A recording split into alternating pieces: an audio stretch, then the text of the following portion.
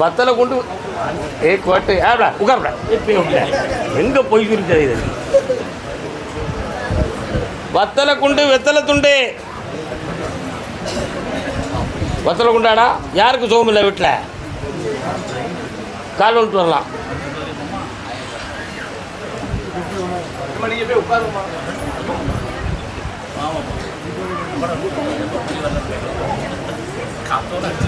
சொல்லாதே யாரும் கேட்டால் எல்லோரும் தான். என்னடா வேணும் உனக்கு?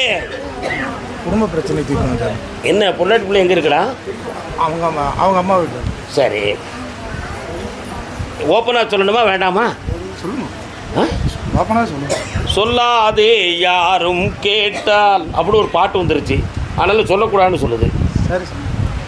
பிடிவாதமாக இருந்தால் திருத்திடலாம். சரி சார்.